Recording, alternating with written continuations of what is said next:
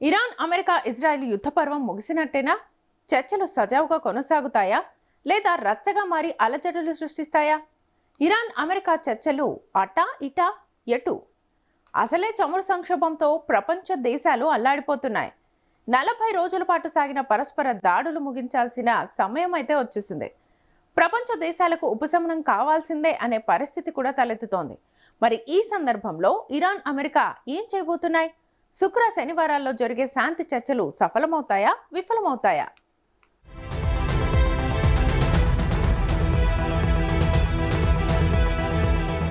Iran, America, Israel భీకరంగా కొనసాగిస్తున్న యుద్ధం ఎట్టకేలకు ముగింపు దశకు చేరుకున్న ఈ దేశాల మధ్య ఒప్పందాలు, చర్చలు కుదిరే వీలుందా అన్న అనుమానాలు అందరిలో తలెత్తుతున్నాయి.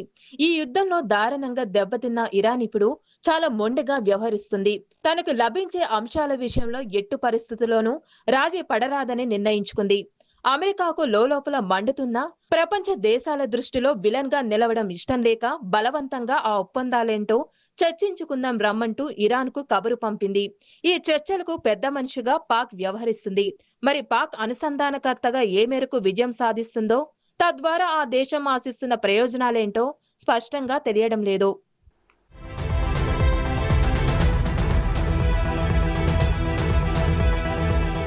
చర్చలకు ముందుగానే ఇరు దేశాల కాల్పుల విరమణకు సంసిద్ధం వ్యక్తం చేయడం ఒక శుభ పరిణామం అనుకుంటే, ఇజ్రాయెల్ లెబనాన్ పై విరుచుకుపడడం ఈ చర్చలకు ప్రతిస్తంభన కల్పించే అంశంగా మారుతుందేమోనని చాలా మంది అనుకుంటున్నారు. హెజ్బుల్లా ఉగ్రమూక తమ వల్ల దేశానికి ఎప్పటికైనా ముప్పి పొంచి ఉంటుందని తాము లెబనాన్ పై దాడులు చేస్తున్నట్లు ఇజ్రాయెల్ నిర్మోహమాటంగా చెప్తుంది. ఇజ్రాయెల్ క్యాన్సర్ లాంటిది. వినాశనమే తప్ప నిర్మాణాత్మకమైన ఆలోచన చేయడం దానికి చాతకాదని పాకిస్తాన్ ఆగ్రహం వ్యక్తం చేసింది. కానీ పాకిస్తాన్ మాటల్ని అస్సలు పట్టించుకొని ఇజ్రాయెల్ తన తీరు మార్చుకోబోనని అంటూనే ఉంది.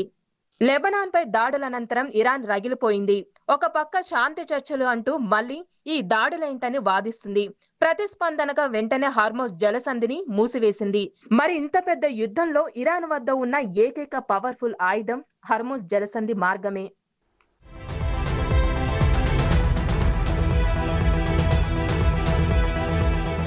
చర్చల్లో ఇరాన్, అమెరికాలు ప్రస్తావించబోయే షరతులేంటి? పరస్పర షరతులకు ఇరు దేశాలు అంగీకరిస్తాయా లేదా కథను మళ్ళీ మొదటికి తీసుకొస్తారా? ఈ చర్చల్లో ఎవరు తమ వాదనను గట్టిగా వాదించబోతున్నారు?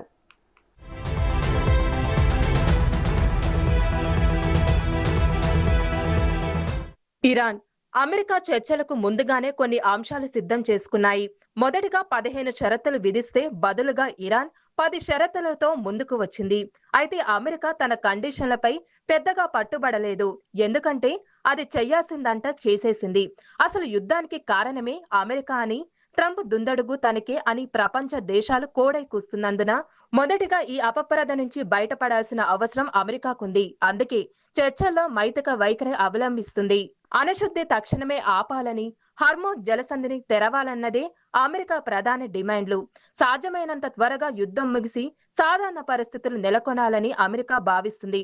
ఇక ఇరాన్ యుద్ధంలో అన్ని విధాలుగా నష్టపోయింది. అయినా తెగువతో కలబడింది.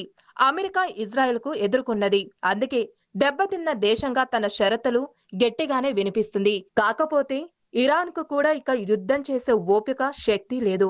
అందుకే ఆగితే బాగుంటుందేమో అనుకుంటుంది.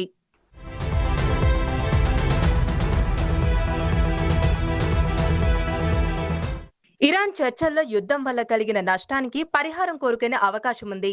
అలాగే హార్మోజ్ జలమార్గంపై ఎట్టు పరిస్థితుల్లోనూ పట్టు వదిలే ప్రసక్తే లేదని, టోల్ ద్వారా కొత్త ఎకనామిక్ మార్గం వేసుకోవాలని భావిస్తుంది. ఈ దిశగా డిమాండ్లు ముందుకొచ్చే వీలుంది. అలాగే ఇకపై అమెరికా తమపై యుద్ధాలు చేయరాదని, తమ దేశ అంతర్గత వ్యవహారాలలో తలదూచరాదని కోరవచ్చు. తమపై అమెరికా కొనసాగిస్తున్న ఆంక్షల్ని ఎత్తివేస్తేనే అణుశుద్ధి గురించి ఆలోచిస్తామని చెప్పడం, ఇలా సాధ్యమైనంత నిదానంగా చర్చలు కొనసాగించాలనే వ్యూహంతో ఇరాన్ ఉంది. సో స్థూలంగా చూస్తే ఈ చర్చలు 3 ప్రధాన అంశాలపై కొనసాగే అవకాశం ఉంది.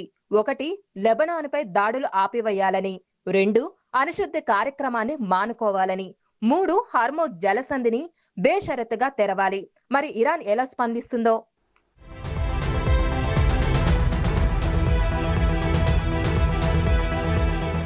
ఇస్లామాబాద్లో జరగబోయే చర్చల్లో అమెరికా, ఇరాన్ దేశాల ప్రతినిధులు పాల్గొంటున్నారు. పాకిస్తాన్ మధ్యవర్తిత్వం వహిస్తోంది. రెండు దేశాల చర్చలు ఏ దిశగా సాగుతాయో, ఫలిస్తాయా, వికటిస్తాయా అని ప్రపంచ దేశాలు ఆసక్తిగా ఎదురుచూస్తున్నాయి. ఇరాన్ అణు కార్యక్రమాలు, హోర్ముజ్ జలమార్గంపై తన వైఖరి గురించి ఆలోచించాలి. అలాగే అమెరికా అనవసర జోక్యం తగ్గించుకోవడం, ఆంక్షల్ని ఎత్తివేయడం గురించి ఆలోచించాలి. అప్పుడే ఈ చర్చలు ఫలిస్తాయి. మరి అలా జరుగుతుందా? ఏమో, వేచి చూడాలి.